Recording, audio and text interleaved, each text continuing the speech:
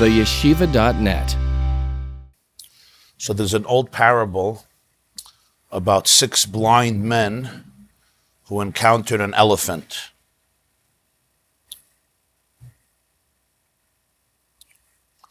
The first blind person, he bumped into the elephant's stomach. And he says, "Oh, there must be a wall here." The second one touched the colossal leg of an elephant. And he said, "There must be a tree here." The third one comes in contact with the tail of the elephant. So he says, "Wow, this is like a real good, sturdy, thick rope." And then there's another one who feels the trunk of the elephant. The swaying trunk. And he says, "Wow, this is a real powerful branch of a tree." And then there's somebody else who touches the tusks of the elephant. And he claims that he found some piping in the desert. Finally, they're arguing, these 6 blind men are arguing for a very long time what they discovered. The wall or the tree or the rope or the branch or the piping, etc. Finally, a 7th person arrives, and he was gifted with the gift of vision. He has eyesight. And he declares that what they're observing here is an elephant. That's the story. This is a little metaphor for what we're talking about. We spoke yesterday the difference of Yediyah versus Hakara. It's an imperfect parable because of obvious reasons, but it does bring out the point. We said, what's the difference of Yediyah and Hakara? The difference of Sibin and Tviyas Ayin. A Siman always relates to what's called in the Maamar, the hispashtus of something. And Tviyas Ayin is the etzem of something. What do we mean, the hispashtus of something? It only doesn't mean it's a lie. It's not a lie at all. It's true.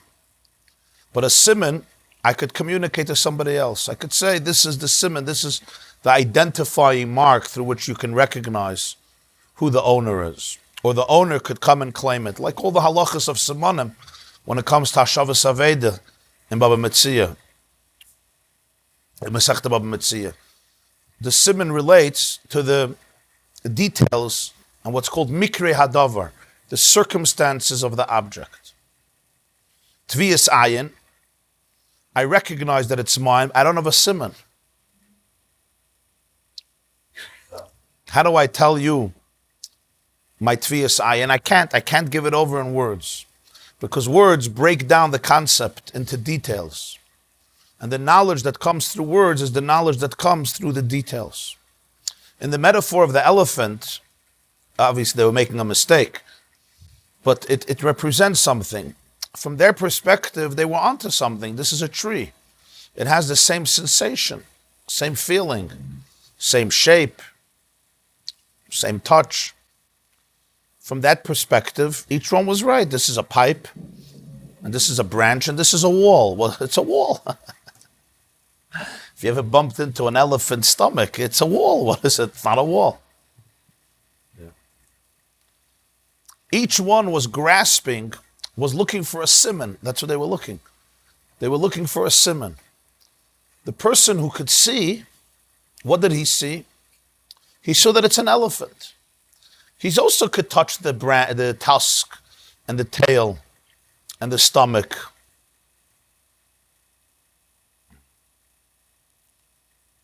And the leg.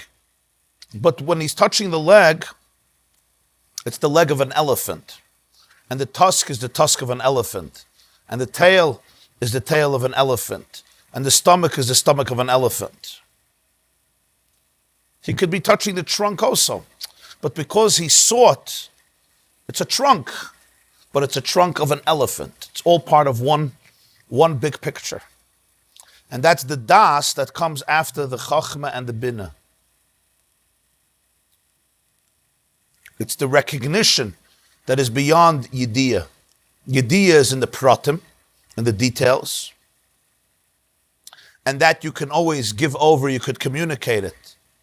Through dibur, through words.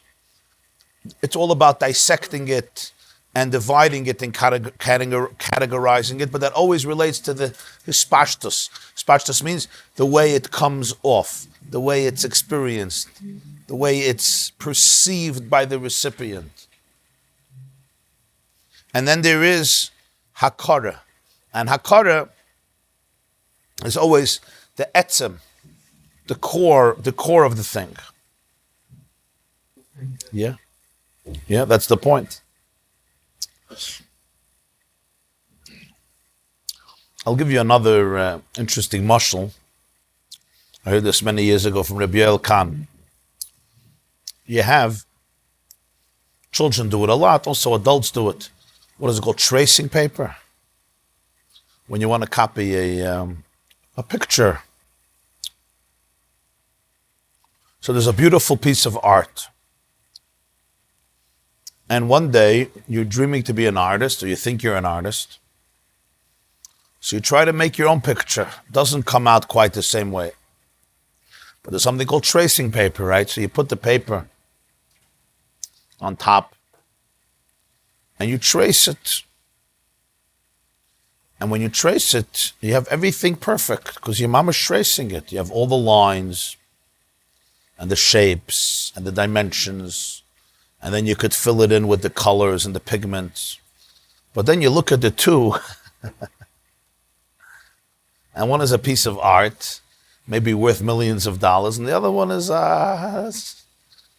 it's going to end up in the garbage in a few hours, in the refrigerator for a few minutes, and then in the garbage. L'cha'ira, the tracing paper, he followed everything. It's an exact copy. He didn't make a mistake. He had a ruler. He had a compass. Whatever he needed, he drew the exact features and lines. What's the problem? You ever tried it? It didn't come out like the original, right? Everything is right, but everything is wrong. Everything is right, but everything is wrong. What's the issue? The issue is, in art itself, there's the hispashtus, the pratim, and there's the etzem. The pratim, the details of a piece of art is, you could say, make a circle here, and a square here, and a triangle here, rectangular here, a line here, a line there. This is green, this is red, this is blue. That's not art. That's the simonim, that's the chitzonius, that's the hispashtus of it. That's the facts of it. It's not the soul of it. The gift of an artist is something else. The gift of an artist is that he or she captures something in their imagination, captures a living reality or some type of reality in their imagination. And they have the ability to impart the experience, the life of it on canvas or on paper or on papyrus, whatever they're using. That's what it is. Of course, there's the way to do it. And there's many, many laws and intricacies. And if you read art books, they tell you all the instructions. When I'm doing the tracing paper, I'm following all the facts. But the etzem of it, the life of it doesn't come. It's a dead picture. There's nothing here. I may even follow the rules better than the original, but there's nothing here. I have all the details right. It's not that I erred in the details, but that's the issue. I have all the details right, but I don't have the core of it. What makes art is you look at it, there's something alive. There's a message. There's a soul here. There's an energy here. Yes, there are all the shapes and lines, but it captures something deeper. So there's certain things I could communicate. I can give this siman, and that's what a siman is. Person looks this way, the person looks that way. But the atzmius of it, the core of it, I did not impart.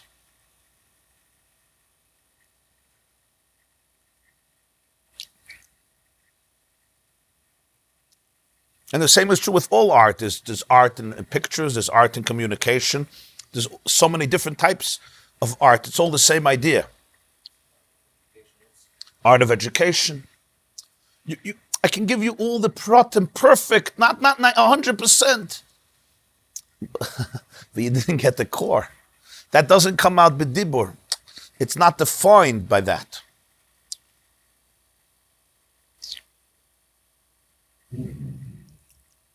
And the nekuda, the etzem, the core, is not just the sum of all the parts. It's not just that you have all the pieces, so you have everything. No, there's something transcendent, there's something abstract that is beyond all of that.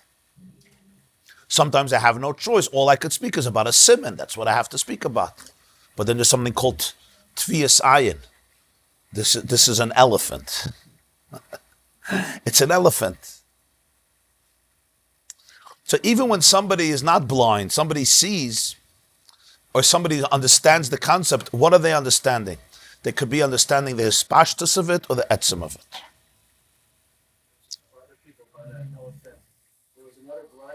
Yeah. Very good. So we'll add to the story another 2 blind people. Many more, yeah? 7 billion. 7 billion. One was run over by the elephant, and one didn't even bother touching it. Yeah. Yeah, very good. He was busy drinking coffee. Zelba, huh? Right. Yeah. Yeah. Yeah. You take a picture of a piece of art, so it's obviously much better because it's a picture of it. But you could still see Zeloza, right? It's not that. And it's not only because of a technical reason, because it's not that, it's just a picture. There's something that's not conveyed. But here it's much more dramatic because here you followed it, you had that paper and the tracing paper and you did everything and you followed it perfectly and there's nothing here. What you have is lines. You don't have art. So if you think art is lines, what's the nimshal? What are we conveying here? In a way, yeah. Here it's called hispashtus and etzem. I can identify somebody. I'll tell you, go meet this person and give you all the simon and what he's wearing and his physique and his looks and so forth. Yeah. Tviyas ayin means I know what it is. Not from the hispashtus, but from the etzem. It's a subtle idea. It's a subtle idea.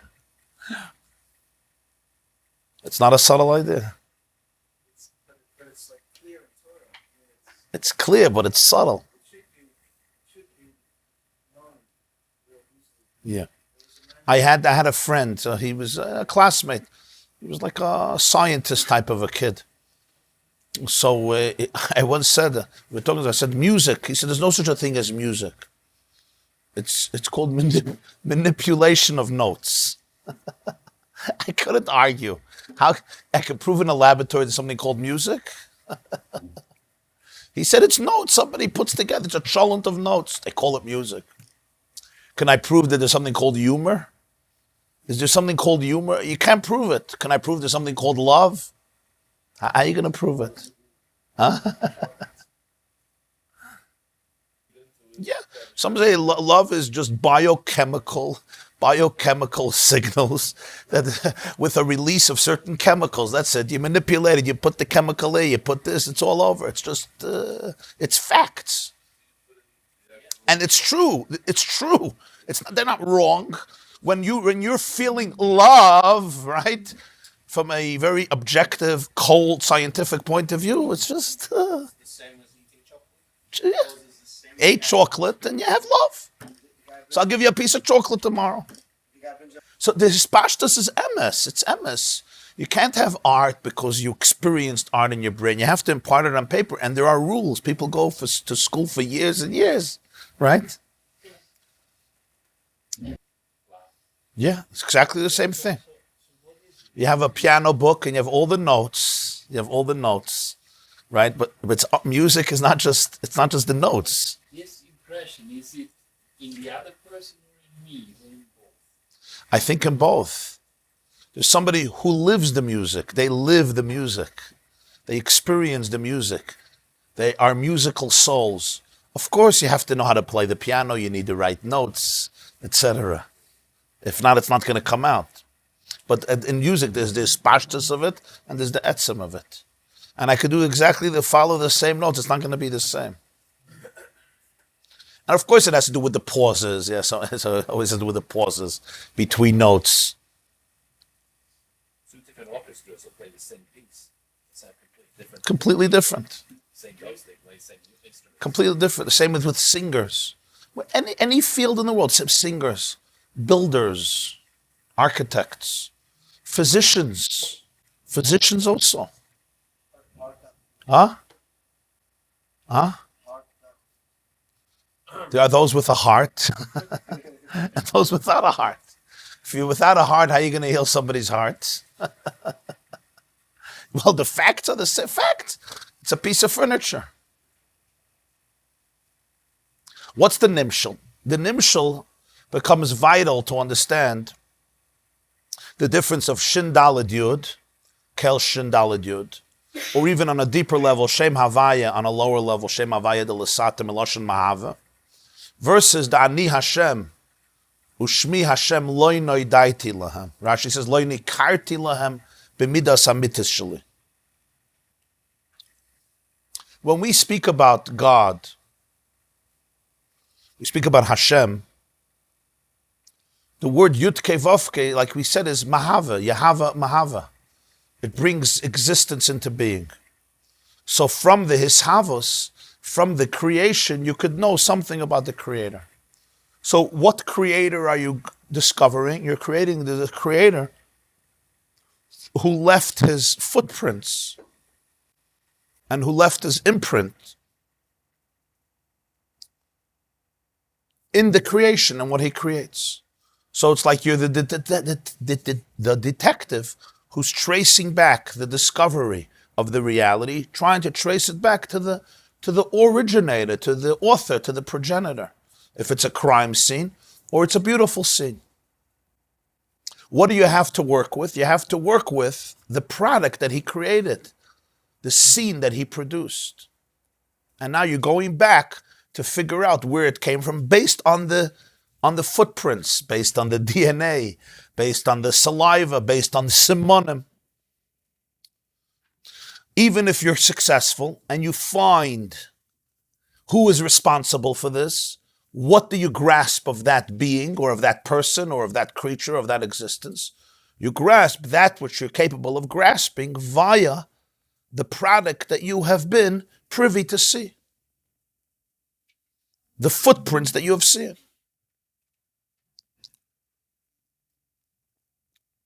So if you would travel to the moon and you would see a imprint of a foot, right, that was that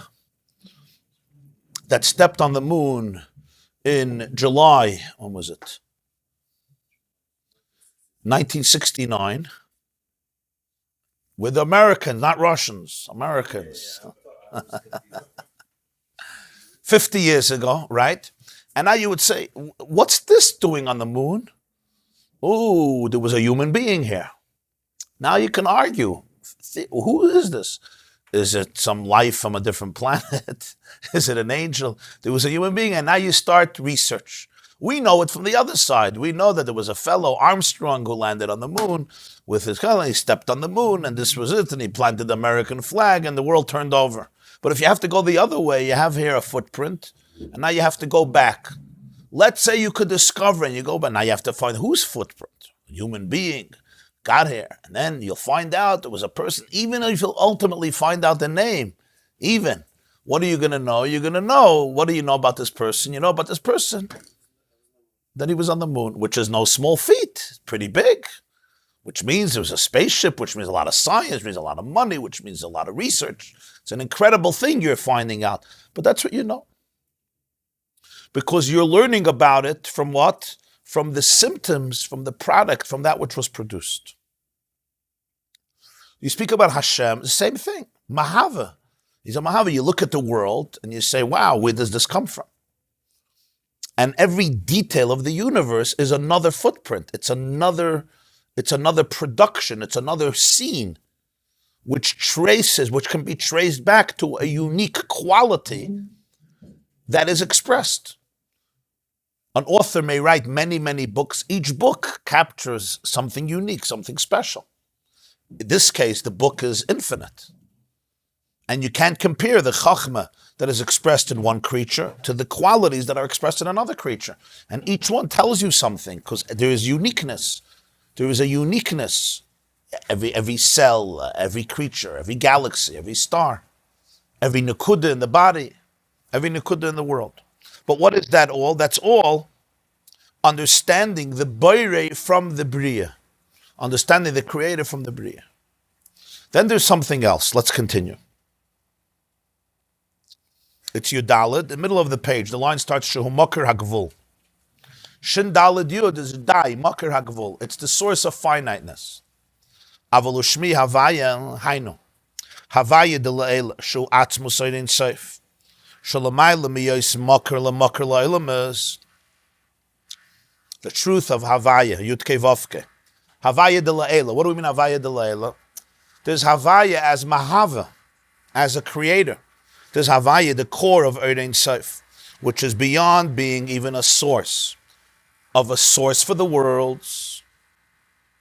Even a Makar, a source for a source. You have being a source for the worlds. You have being a source for a source. It's even beyond that. Loi noi daiti lahem. What's pshat loi noi daiti? Not only I didn't notify them. Rashi says, not loi hoi daiti, loi noi daiti. Shezo geder hakara. I could tell you the facts, but that's not the hakara. I can give you the simonim, but it's not the tfiyas sayin. There was no hakara. What's hakara? Eich sherag be'etzem haneshama. Nitfas amitis mitziyusay. Mashiyev shelegalos ba'olamas. There's something that in the etzem haneshama, in the core of the soul, the truth of his reality gets grasped, gets experienced, something that none of the worlds will manifest and express. Because the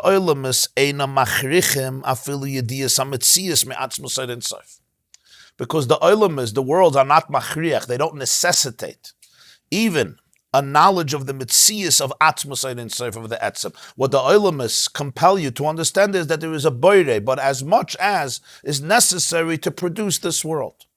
That's what you understand. From the book or from the creation, I can see those qualities that I need to justify the creation of this product, but nothing beyond that. I don't know about your internal life. I'm reading a creation, I'm looking at this piece of art, I'm looking at this house, and I could conclude that the builder of this home has these and these qualities. Do I know anything else about him? How could I? My whole relationship with him is through what he created. That's what all philosophy is. So even the most spiritual and genuine philosophy, we're talking about the others before Matan Torah, what is it?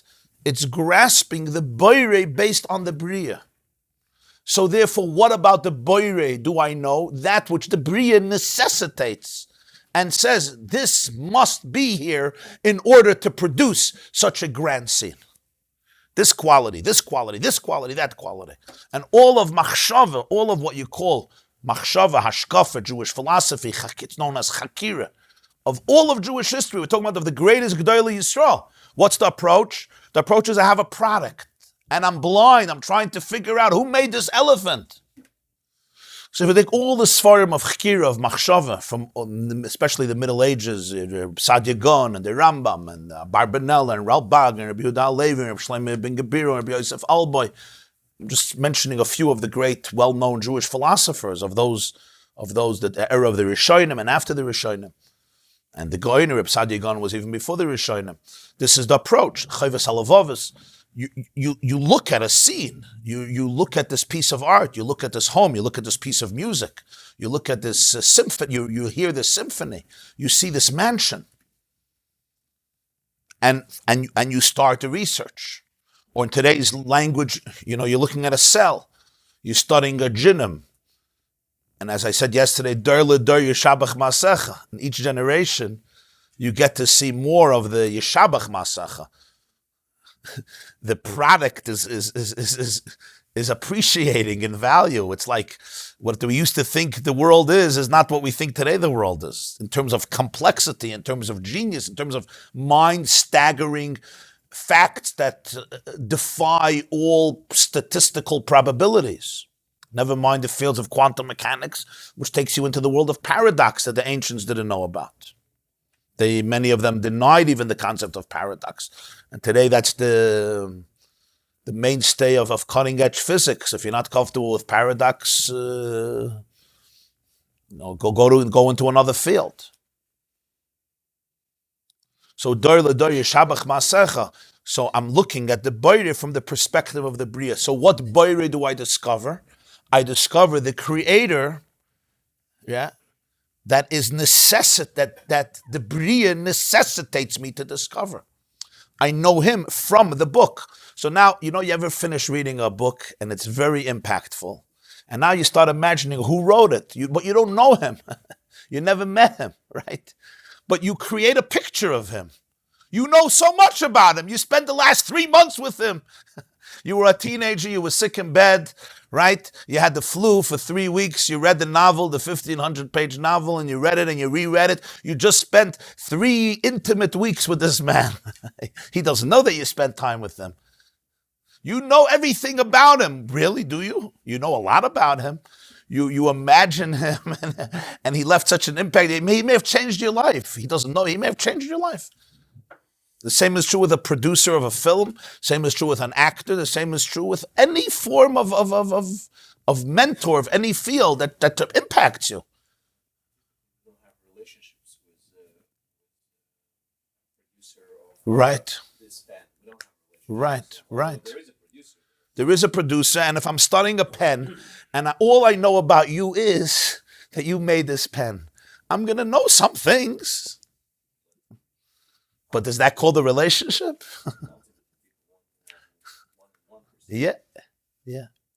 So are the facts true? Yeah. If I know you based on the producer of this pen, I can draw up a list. Yeah. In wartime, I don't know if you know, but in wartime, the armies sometimes have great psychologists drawing up profiles of the enemies, right? And what they use is they use their war tactics or different parts of their life that they can grasp on.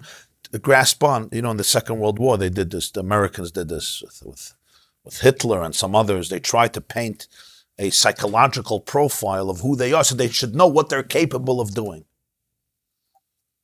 So what do they use? They use the stories that they know, and then they go back and say, so what type of mind, right? What type of mind does this guy have? So you have it in everything.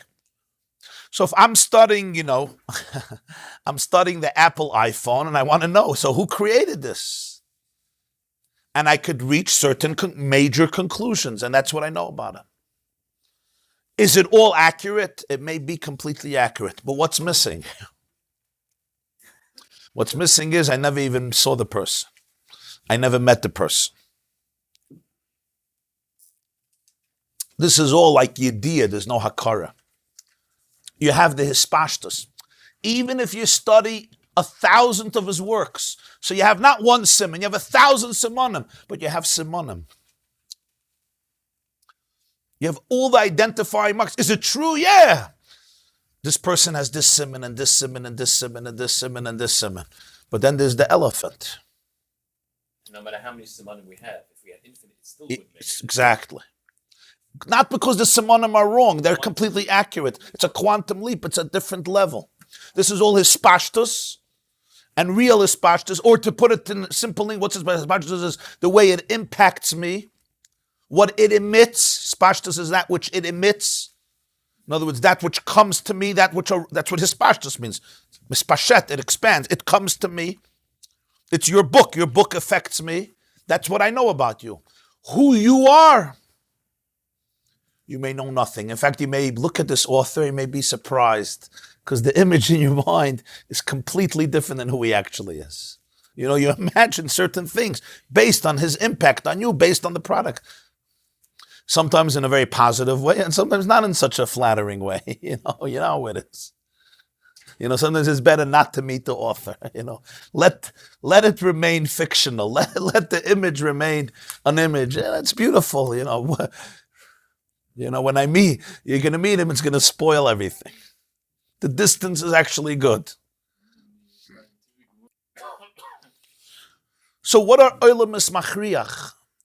Now we're talking about genuine philosophy. We're talking about the philosopher, the theologian, the scientist, the physicist, the cosmologist, the astronomer, the geologist, right? The biologist who is searching for truth. There's no bias. There's no preconceived notions. I'm not trying to justify my lifestyles. I'm really looking for truth. And I find. What's the truth I discover? Only the truth that I have to discover based on the product. I don't have the intellectual justification to go beyond that, outside of speculation.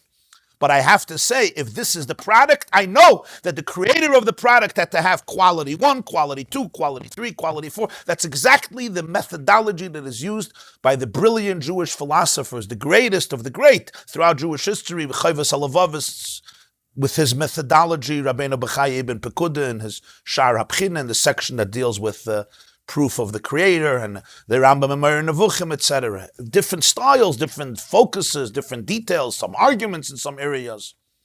But the methodology is a clear methodology, and it was the methodology of the philosophers, and it's a very good methodology. And in many ways, even though the world has changed in so many ways, the methodology is still a very accurate one. That's how you deal with it. That's how science works. You see facts, you study empirical data, and now you got to figure out, what does this say? What does it prove? Or what's the theory behind it?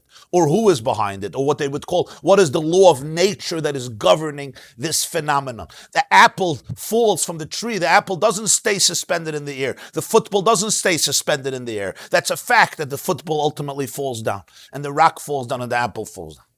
So comes a Mr. Newton, Isaac Newton, and now he says, I have a fact. And now what does this tell me?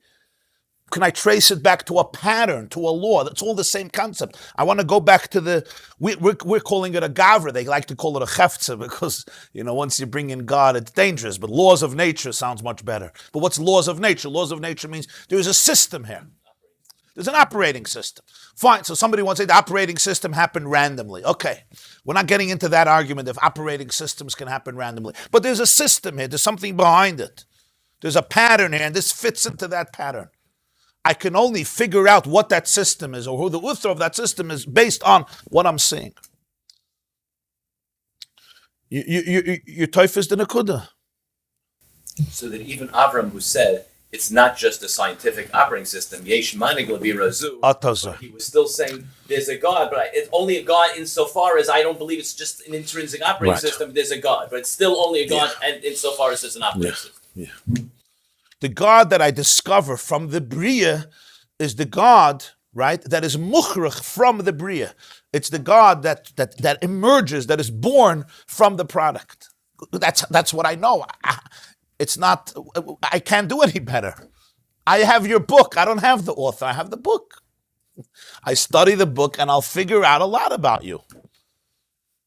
Because every person expresses themselves in the books they write and in the art that they create and in everything that they create. That's the point. That's the point.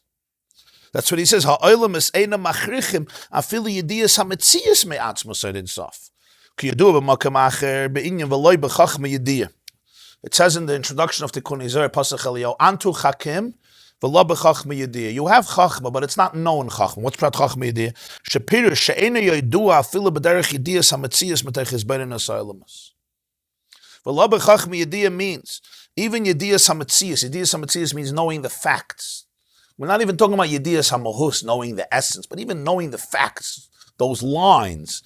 I can't even know from contemplating the worlds. Why? Because Again, I'm studying the house, I'm studying your music. Who you are at your core, how am I supposed to know? I know that you have qualities that can produce this, which is amazing. It's amazing. So when we speak about Ribono Shel Olam, in Yiddish there's an expression, the Bashefer, the creator, the Ribono Shel Olam. Who are we talking about? We're talking about the creator of the music, the creator of the art, the ultimate scientist, the creator of science and physics.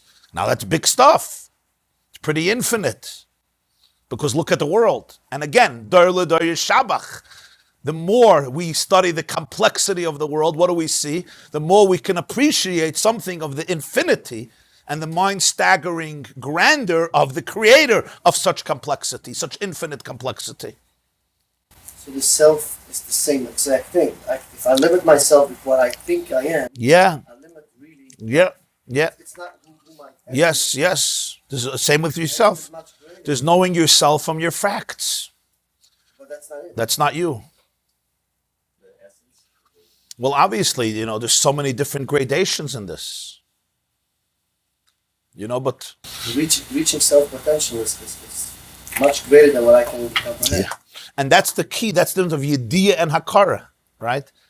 Yediyah is knowledge. Knowledge is always the details. The details are always about the hispashtus.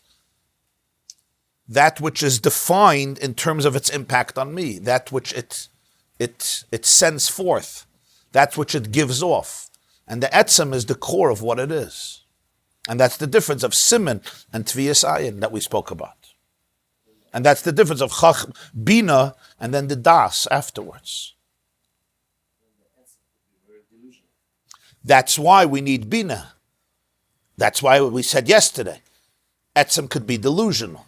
That's why you need Bina. You need the ability, you need the scientific method. You're right. Das comes after Bina. You need the Bina. Just I'm feeling something. I have an intuition. Intuitions are powerful. There's the famous book called Blink, right? Blink, right? With the author, what's his name? Gladwell, huh? Yeah. He proves that some of the most important decisions in history were made not by systematic, elaborate statistics and data. How were they made by? Azai. Malcolm Gladwell. He also wrote a book, David and Goliath, I think, right? Blink. It's the blink. And his argument is really that that's how decisions are made. There's an instinctive epiphany. I like this guy, I don't like this guy. Why? You could sit with me for 6 days and prove to me that he's a tzaddik. It's irrelevant. There's that instinct. Boom, yes, nicht. Then you justify. We don't want to tell ourselves we're crazy, right? So then we justify it. But ultimately his argument is that all the science is all biased. It's all based on instinct. It's interesting. Some people don't like hearing that. And the argument is that if you recognize that power in a way, that's more powerful than anything else. But you also have to be able to have the humility, especially if you know that you have a challenge in this particular area, right? The humility to be able to give it to scrutiny. But scrutiny is really just to make sure that you're not being delusional, that you're not sick, that you're not crazy. But the real recognition of things comes from a place that is beyond the knowledge of the details. And he does it from a scientific perspective, but this is really said here in a few lines. This is the difference of Yediyah and Akara.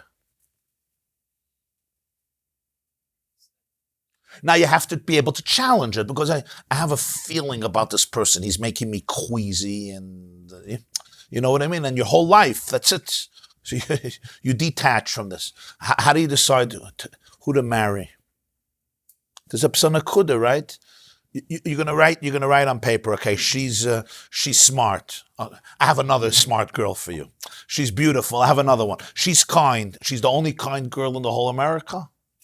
And you go through the list, yeah. They say, so why did you choose her? Why? So you'll give qualities. It's all true, right? But there's a psanakuda, something else. What is that nakuda? What is it? Huh? Why can't you explain it? can't explain it, it's not it. Right. You could explain it, but it's not going to be it. You know why it's not going to be it? Because what you're explaining is coming into dibur, hischalkos. It's a very rich way of describing that. In other words, you're already getting off you're off the mark. Not because you're trying to be honest, but it's not there anymore. That which you could communicate about it is already not it. That's the part that goes into dibur. There's a nekuda, it's a psamashu, it's a nekuda. Or if you want it in Lashon of Chazal, it's basically you heard the Baskal. There's a voice, it says, the Gemara says in Saita, Dav Beis, the beginning of Saita, right, that 40 days before a child is created, they announce in heaven, Bas Ploini LePloini. You heard the Baskal. I didn't hear the Baskal. You heard the Baskal. The problem is if you're hearing wrong Baskals, then you got to be careful. You know, when somebody is filled with trauma and insecurity and has a lot of issues, you can become a delusional person or the person is nebach sick. So you have to be careful with this, of course. You have to be careful with this. You know? There's schizophrenia, there's multiple personalities, there's delusional voices, there's bipolar.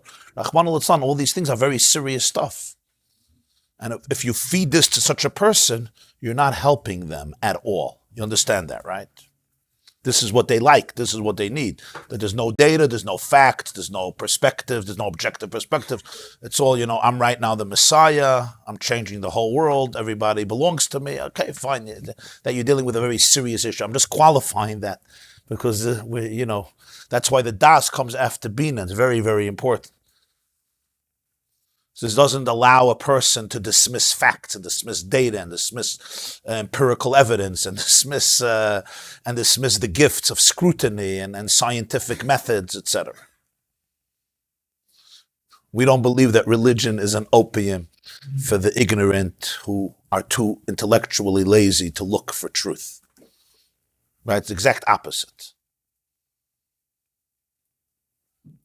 The answer, and that's you heard the Baskal, it's something. So it means you're Meshuggah. Why'd you choose? Explain it to me. You're Meshuggah? No, of course you go and you meet the person and you got to make sure that there's qualities that you could talk about and explain to your mother and your father and the Shatchin and your brother. But then there's a certain nekuda, that it's just what I don't know, I'm pretty good with words usually, but I can't finish the sentence, but maybe you could finish the sentence. Oh, Chemistry, okay.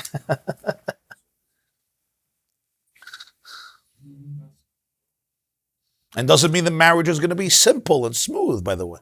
It doesn't mean, that's it. You're flying high forever. It may have its challenges and its fluctuations that you have to work through, right? But there's a certain nekuda, and when you don't have that nekuda, it becomes difficult, it becomes challenging.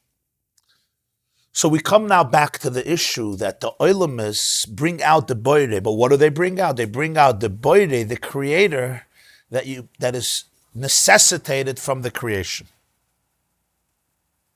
But then there's something else. So there's something, L'neshamas Yisrael mitzad matan Torah, שנגלה להם עצמוס עדין סוף בפנימיות נשמתם. ולכן מכירים מצד עצם היחידה את עצמוס עדין סוף. This is a completely different step. Neshamas Yisrael, by mitzad matan Torah, עצמוס עדין סוף, the etzem, the truth of Ein Sof, somehow implanted itself in the pnimiyus haneshama, in the core of the soul. And mitzad etzem hayechidim, mitzad that etzem, there's a hakora of a Jew in atzmus ein sof.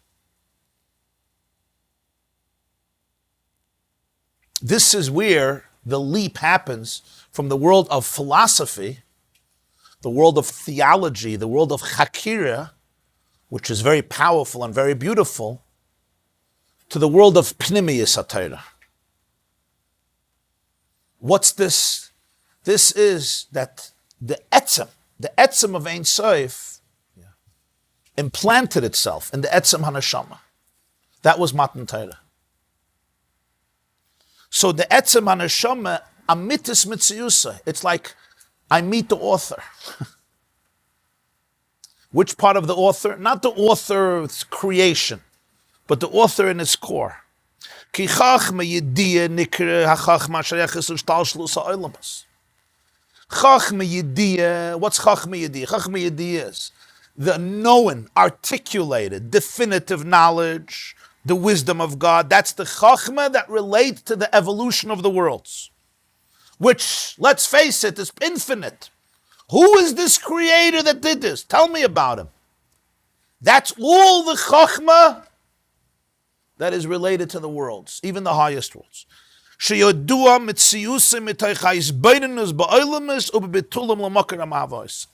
His reality becomes known from contemplating the cosmos, and furthermore, much deeper even, and from appreciating the bittul, the subservience, the surrender of all the worlds to the source, identifying the source.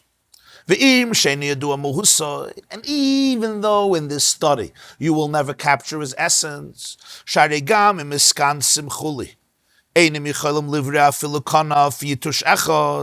an expression from Yerushalmi, that even if miskansim kol boyolim, if all the citizens of the world come together, they can't even create the wing of a mosquito. Try the wing of a mosquito, not a mosquito, that's already too much. The wing of a mosquito they can't create. Well, once you have a mosquito, once you have the materials, with what do they create it? Huh? But not from ayin, right? Exactly. From a yesh, you make another yesh, that we're good at. But to create a new kanaf yitush echad, this is impossible. So why do we call it Chachma Yediyah? We can't even create it. So how do we understand the Creator? It's called Yekhameshakasav Marabu Masecha Hashem Kulam B'Chachma Sisa. That's what this pasuk says. How great are your deeds? Everything was made with wisdom.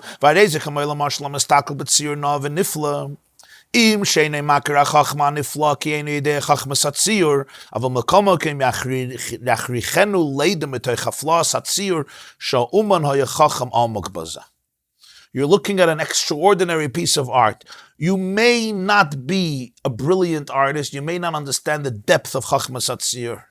But nonetheless, you're looking at this piece of art. You have enough wisdom to say that the artist was somebody of unique artistic ability. Can you define what that is? You may not know what that is, but there's something here. Aval einu yachal leidem b'toy chatziyur ima uman hayachachem gam b'chachmas yoyser amukim ashe einu shayach l'tziyur klal at shechachmas hatziyur hayanechshav etzli l'dover pachas im loikesh amakaris hamitzayir ba'atzmi az yachal leidazos. Would it be possible to know from this piece of art if this artist maybe had and professed wisdom in completely different disciplines that are not connected at all to art? You would never know that. You would never know if he has another dimension to his life. And could you ever know that for him painting this piece of art was actually the lowest of his abilities? It was actually inferior to his other abilities. You would never know that. What you know from this piece of art is, right, that there was something brilliant here expressed in this art. You know nothing else about the person. Certainly you don't know. You could never figure out that maybe this is actually, the smallest of his productions, or maybe the most inferior of his productions. It's completely shalala fayerech. For that you need one thing. You got to get to know him. You got to meet him. When you meet him, then you can have a different picture of it. This is the mashal. What's the nimshal? He says this is not a little parable. V'cheina inyan lamayla. Shalafia emes chachma shebemaisa bereishis alze amru lav urcha demalka lishtoi b'milan dehediyot. The Zohar says about the Asara Maamaras. It's a pretty intense expression. Lav urcha demalka. It's not befitting for a king to speak words of a peasant. Milan dehediyot are simplistic words. It's not urcha de malka. That's what the Zohar calls asara mamaras. The 10 utterances are called milah. It's a pastorship for a king. Really? So pastors for this world, it's a pastorship. This is what you do. It's like, this is your scribble. It's like the scribble. So I'm looking at this piece of art. It's like, wow, who is this guy? Oh, this is what he did, when he was sleeping. Huh? When he was doodling. So you mean there's a whole other dimension? Yeah, but this is a part of it. You want to call it part of it? You can call it part. It's not really part of it. It doesn't really express it. For him, this was like the most inferior moment. And it's not just he had other interests. You can have other interests. That's also very interesting. That the author is really not defined by this. He's not defined by the product. But not only that, not only is he not defined by the product, much worse, the product actually is a very poor conveyor, very poor. Not only is it poor, it can be so deceptive because you're limiting him to this when really not only is he not limited to this, but actually this is the most impoverished representation of who he is. It's called Milad Adyoit. There's something called Chachmeilah. The question is, does this element of God, did it ever come out? Or it remains a hidden mystery? That's what Matan Torah is. Matan Torah is that the author, the core, the ultimate truth, communicated, Anoichi, I want to be with you. I'm planting myself into you, so to speak, back to that marriage metaphor. I want to be with you. Who? Me. Me in my essence, in my core, beyond different talents, beyond different capabilities, in my essence. What's ponim beponim? Face to face. Shemakirim amitas hametzayer ba'atzmai. I don't want to see you through your art. I want to see you ponim beponim. What's ponim beponim? Not simonim. Tvias ayin. I get to know the artist himself, and not as an artist. Once I get to know the artist himself, it's beyond him being an artist. Yeah, he's also an artist. It's not excluded. This is the nekuda of Torah. Torah, it says, comes from Chachmei Law. Chachmei Law is not Chachma Tata. Chachma Tata is the Chachma of God that's expressed in every element of creation. Chachmei Law is the etzem, the essence. This is your chachma, not the chachma yediyah.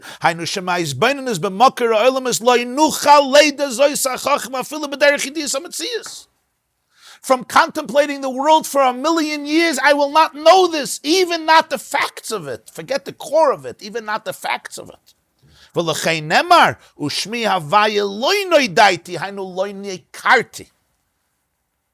The hakara was not here.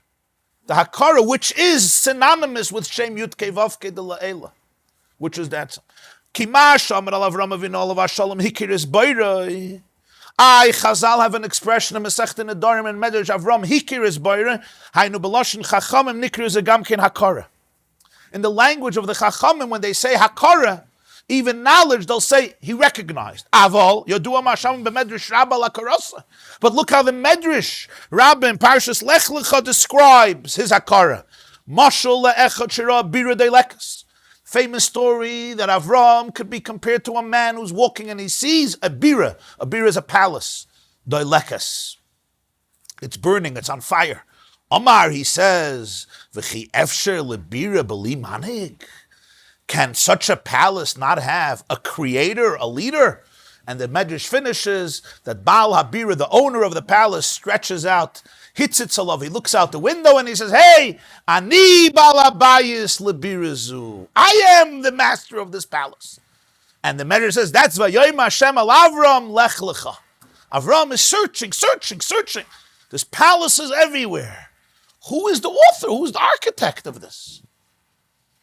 Everything in the world has order. Everything is harmonized. There's a symphony. Take a single atom. What happens in a single atom?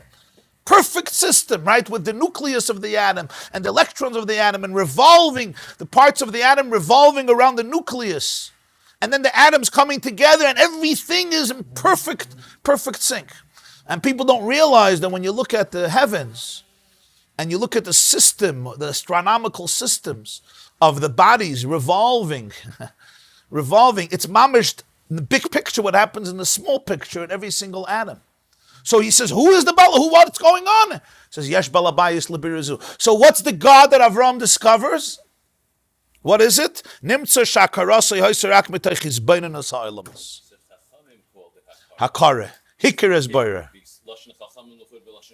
Right. Loshen Chacham L'chud, Loshen Kabbalah L'chud. Hashem is telling Moshe, Loi Noidati. The real union of Hakara wasn't there. Ube'emes Zehu Nikre Geda Yediyah. When you split it down, when you go into detail, this is called Yediyah versus Hakara. Rak Ata, he says to Moshe now, V'yitzeisi eschem mitacha sivlis Mitzrayim, v'yedaitem ki ani havaya, he finishes. You will have the Yediyah in Yudke Vavke, hu b'chines havaya de la'ela. The Yudke Vavke, not only the Lasat of creation, Yudke Vavke de la'ela, the etzem of Ein Sof, the core of infinity.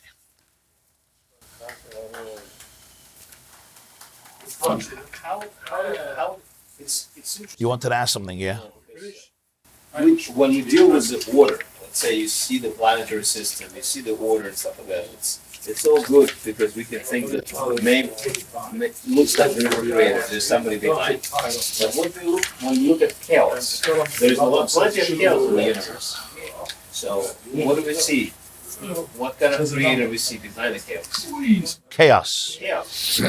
There's a lot of chaos out there. The explosions and creation of new stars and dying of the old stars and all this dust and formation of new springs. Listen, if we take the body, right? So biologists tell us that every single dimension of the body, and how many parts are there? We don't, trillions. We already figured out its purposefulness, why it's indispensable to create the life. But I think there's two things that there's still a mystery about. Wisdom teeth and appendix. So now there's two perspectives. One person will say, look at the chaos in the human organism.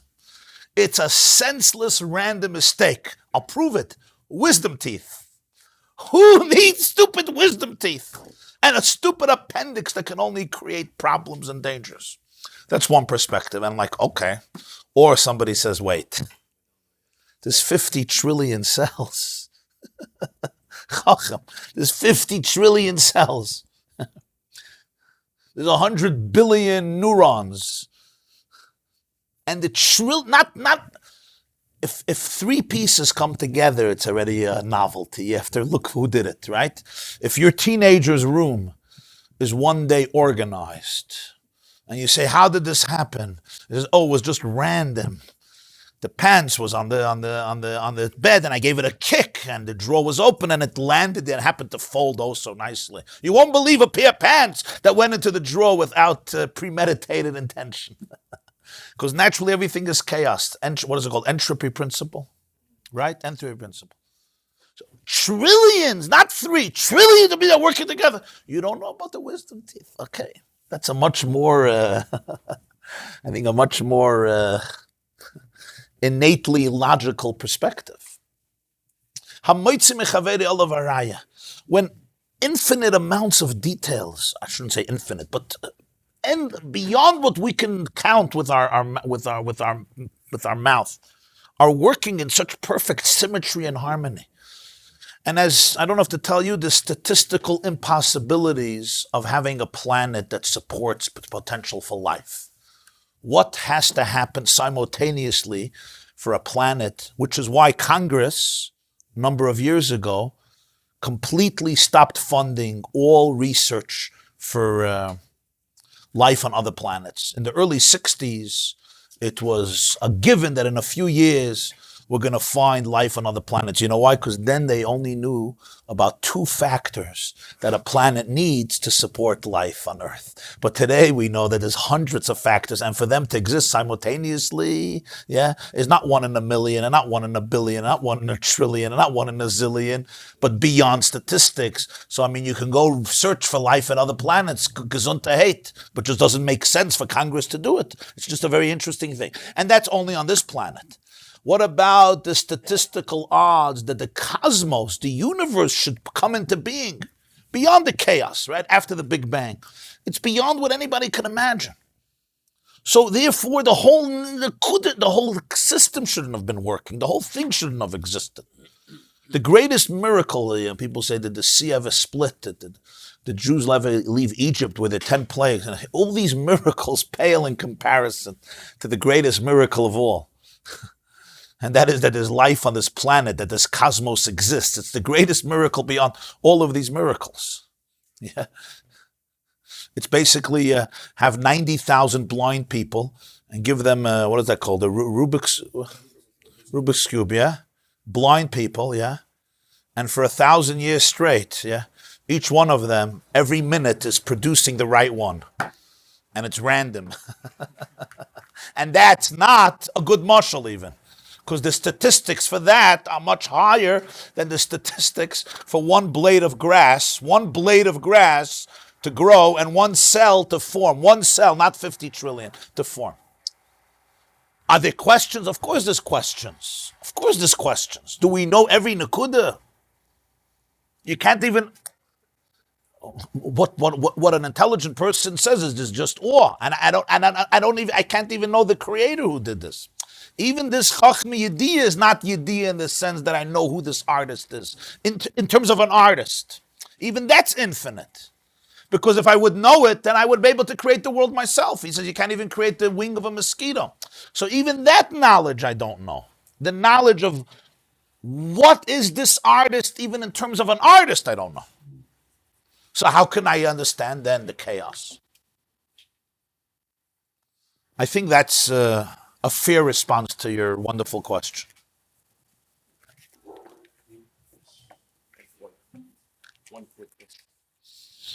This Nakuda here, I just want to make sure I understood this correctly.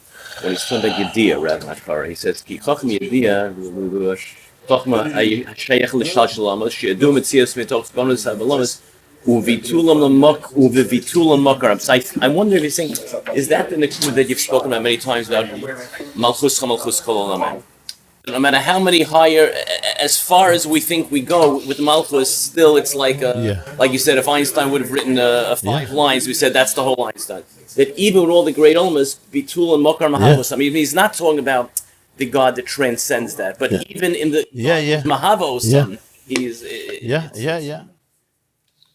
And this is also potentially, again, with the Ramban, on this week and also, and Yisro also, he talks about Kol Shemati Mikol Eish, and he keeps talking about Kol, in terms of Kabbalistically called it that what Bnei Yisrael got out of Matan Torah was not on the same madrega of what Moshe got out of Matan Torah. They got a Kol. I think it's... Wow. Thank you very much. A blink. Had auf snel gesucht. Der siehst du gesagt, mach ich doigen, aber du bringst machst a picture. Kick weg und Wer hat gesagt? Snel. Oh. So geht es alles. Don't take a picture. Wenn du blinkst, machst a picture. Kein drei dich weg und dann musst du blink. What's wrong with making a picture? Because hast du einen Kopf. And when you see something. So ich geht es an. Don't blink. A blink is a picture.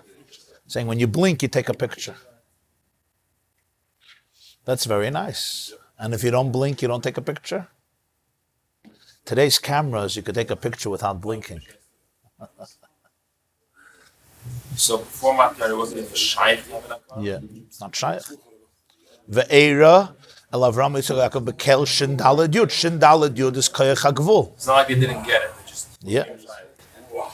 Even if he said Ani Yud Kei Vav Kei, right? So Rashi says it's Haidah, I could tell you. But the Hakara of it... Also the Rambam says how... Lo nikarti b'midas. What's the diuk of Hakara? Because Shem Havaya Del Eila, that's the etzem. For that you need Hakara. That's what Hakara is. The Rambam says how Aaron came to know the Bairos through looking at the songs. Yeah. Same thing, it wasn't a... That's what he says. Hikir Avram is Boire from the Bria. It's all from the Bria. Rabbi Avram, obviously, it went beyond that because Hashem revealed himself to Avram. The Boire revealed himself to the Nivra. Vayomer Hashem al Avram lech lecha. Avram wasn't just a philosopher who said, wow, he did what he can, and then he experienced the presence of the creator. He experienced the artist. That's what every new kid on the block, including their family, they wanted to experience what Avram experienced. There's one thing you tell me what Avram experienced is great. I want to have the same relationship. Everybody wants to have the same revelation. Even the one that we were at Monsey, this and that. The one that right, but I think what we're learning here is that Avram's revelation was a revelation that came because he tuned into the revelation. He tuned into the vibrations. He shut off all the static. That was the revelation. It wasn't the revelation of Matan Torah. It was the revelation that exists in creation. The minute I want Avram's revelation, I can't have the revelation. I got to turn out of that too. Avram's revelation was always available. Is always available. That's the point. The radio waves, yeah. The radio waves were always there. Electricity was always there. We didn't have the antennas. Yeah, the question if you resonate with that vibration or not. If you're busy eliminating other channels, you don't get to the right channel. The fastest way is to tune into the right channel. It's a good theory. So I'm saying, Vayomer Hashem al Avram lech lecha. There's a Sfasemes. He says, the famous question of the Ramban, Vayomer Hashem al Avram lech lecha. There's no background to the story. The whole Torah, whenever Hashem speaks to somebody and selects him and identifies him as a shliach for a special mission, there's background, right? Noach, it says everybody was corrupt. Noach was a good man. Hashem told Noach, build an ark. Right?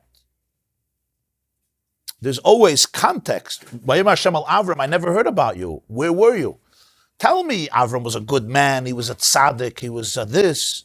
Why did he hear? Why did Hashem tell him lech lecha? Famous question of the Ramban. There's a famous answer of the Maharal. Okay. The Sfasemes says something very powerful. He says, no. Vayomer Hashem al Avram, God says it to everybody. What he told to Avram, he says to everybody. Avram was the only one who heard it. He was the only one who was listening. That's the point. It doesn't say Avram was unique and therefore he heard something. There's no story about Avram before. Because it's a message that's communicated to humanity. Avram heard it. He listened. He tuned in. He tuned into the emes of Bria. He tuned into the emes of Bria. He heard the call. Lech lecha me'artzich nadcha me'savicha la'artz ashareka. And that's where the Jewish story begins. But it only begins over there. The pshat on that, which resonates 100%, says Vayomer Hashem Avraham. Lech lecha. Lech lecha means it's imatei. Give yourself 100%. Yeah. Give 100% of yourself. Yeah. Yeah. Lech lecha is 100, right? Lech lecha is 30, 20, 30, 20, 100. Yeah. Lech lecha. Give yourself 100%. Very beautiful. 30, 20, 30, 20. Atamivin, you understood? You were makir or you just understood? This is all Chachma Yediyah. And now you have Torah. Torah is Chachma Elah. That's from beyond the creation. That's the next step. That's what we're going to learn now in Gemara about Tumah and Tara. This is on the Creator Himself beyond creation. The Chachma and the Ratzon of the Creator Himself beyond creation, even beyond Creator. Right? Eisa mechachma naf, because Torah comes from Chachma Elah. Chachma Elah is the Chachma of Hashem Himself.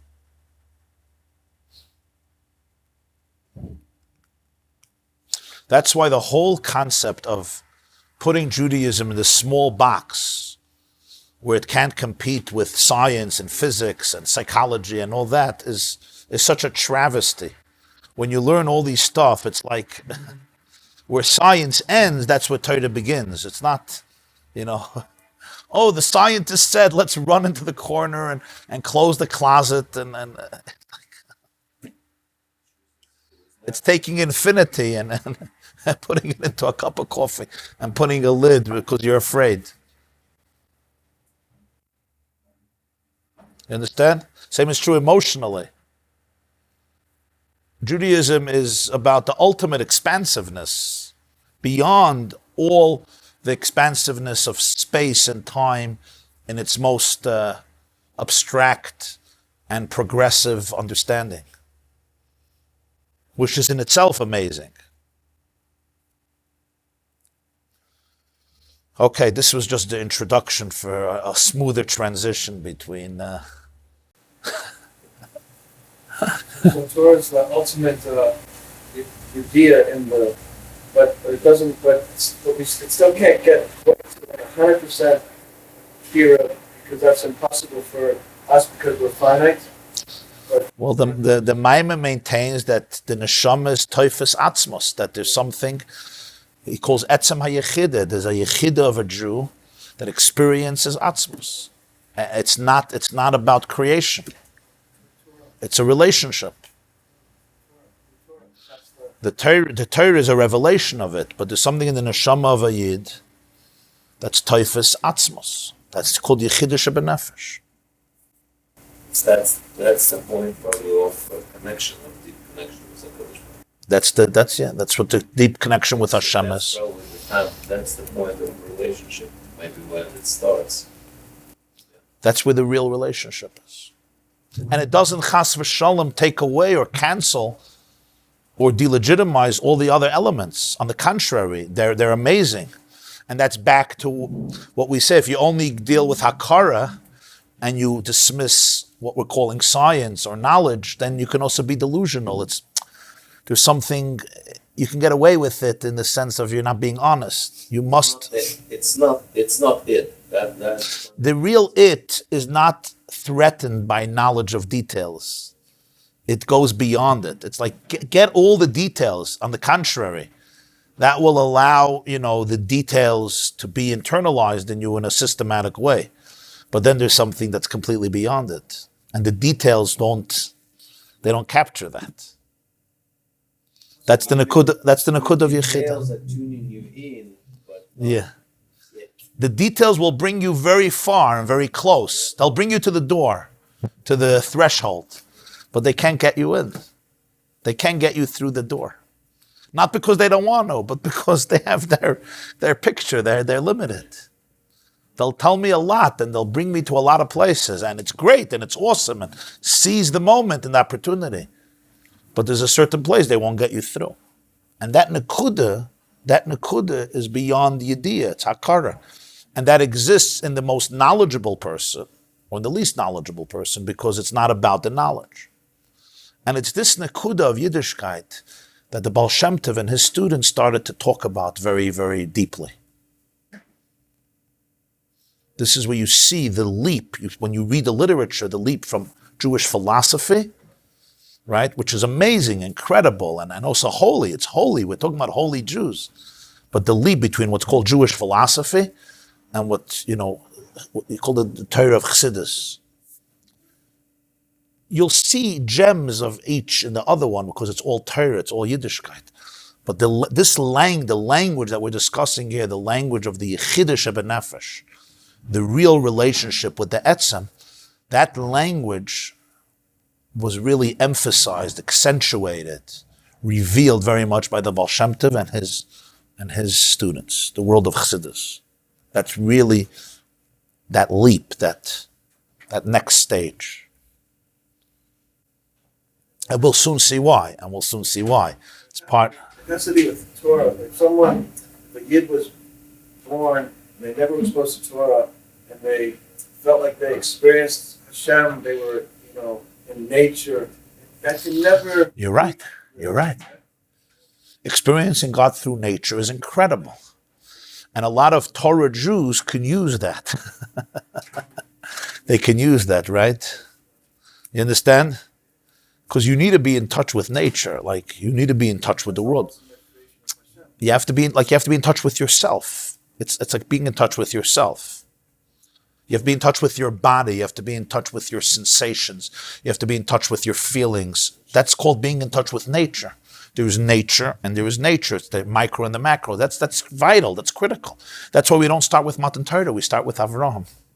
Why don't you start with Matan Torah? You start with Avraham. God started with the study my world. Get in touch with my world. And get in touch with yourself. Because if you don't have that, what can often happen is, right, you experience the Yechida, but it becomes of like a little detached from your humanness, from the natural part of you.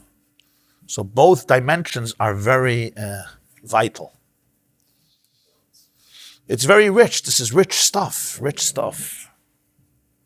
The big picture of Yiddishkeit. This is Reb Nuchem's son. Precious soul, an ambassador of love, light, and hope. Right? Even greater than his father. And that's a tall order. It's a tall order. But he won't mind. Yafakayach haben mikayach ha'av. Zog the Heilige Gemara, Eisa mechach benafkas, Torah is chachmei law, remember. A blad Gemara is chachmei law. The Hesab Litzman, a blad Gemara about Tumas Mashkin is chachmei law. God in his essence conceived of these ideas. It's somewhere in Vienna for health reasons. Yeah. In Vienna, yeah. They met there. Rabbi Bamberger was the hand, I think, of Bamberger in Germany, in Vienna, yeah? In Germany, yeah? Thank you. Yeah. And he became very good friend. He became very good friends with Rabbi Sham. Yeah. And he saw the Rabbi Sham writing things. So he asked him what he's writing about. And he says he's writing about books. So he asked if he could borrow the manuscript. So he said, I don't have any copies. Just be very careful to return it. So he came back and he was very, very impressed. And then he saw him writing something else later. It was Iron Bait, what is it? No, the very deepest Chassidus. And he asked about it. He came back and felt like this is too much and he can't handle it. So after he left, the Rebbe Shab said to the Frierdiker Rebbe, if he would only know how, in my words now, how high voltage the Gemara is, he would be afraid to go near it. And that's what I'm thinking about. In here, it is much more than... That's true. That's why Jews dedicated their whole life to learning Gemara, to learning Torah. If it was still relevant, Tumas Mashkin, if it's Metameh. A person once wrote me an email. A person once sent me a very sharp email. A Jew listened to a lot of classes of mine. And he writes, I listen to you, I know what you say. He listened to a lot. And you're really wasting your life. He writes to me, you're just wasting away your life. I wish you would go into cancer research. Go into cancer research. And who knows if you'll be able maybe to produce something that can really help the world. It's just, he said, could you explain to me why you're wasting your time? This is the hippie, the Baron. Huh? He's listening. I guess he likes it.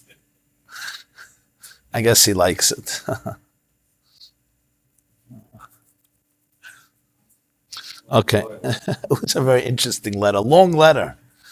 He gave me a lot of options. I should do things that he feels would be much more beneficial for humanity and society. It was interesting to read, actually. I appreciated the challenge, to ask yourself the question, Ayeka, what are you doing with your life? This class is brought to you by theyeshiva.net. Please help us continue the classes. Make even a small contribution at www.theyeshiva.net/donate.